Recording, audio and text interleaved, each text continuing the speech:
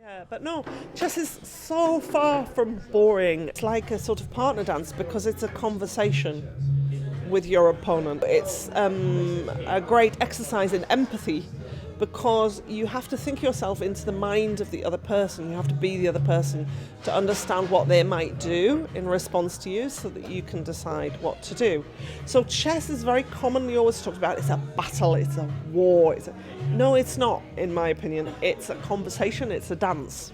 When you dance, you're taking your feelings about something and you're making them into a movement.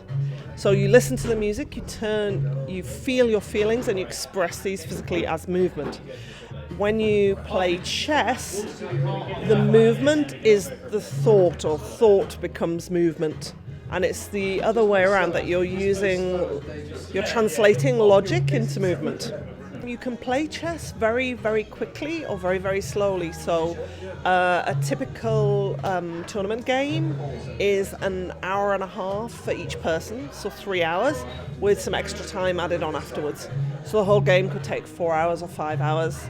Many people play without a clock, and they could play all night, or they could play for weeks and weeks and just make one move per day. At the other end of the scale, sometimes people play for 1 minute. And the whole game of chess takes place in 1 minute each. Yeah, and it becomes incredibly fast. So this is another parallel with dance as well, that you can go either very, very fast or very slow and everything in between. As well, when you're playing chess, you tend not to move regularly. You tend to pause and you have to have a long think. And then you can make a sequence of moves very quickly after that because you plan them out, and you're just checking your plan. You're trying to win, but if you talk to any chess player who's addicted to chess or very into chess, there's no satisfaction in a mere win. So I could play a beginner and I can win every game and it would be awful, I would hate it.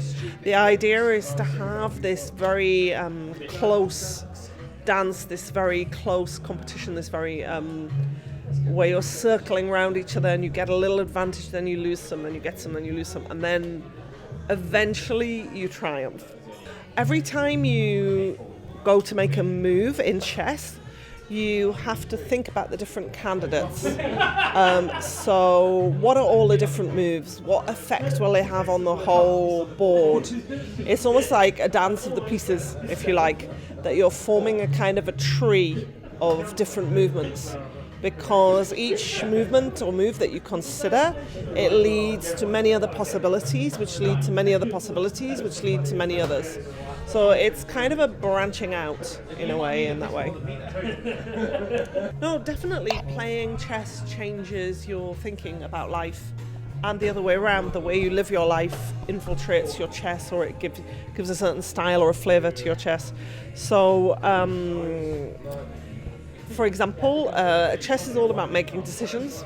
You can't be indecisive and play chess. You have to look at all the different options and then you have to make a decision. And it makes you think ahead, It makes you think to yourself, instead of just thinking, well, I'll do this next, you think, well, what will be the chain reaction? What will be the effects of all these things I'm going to do? Yeah.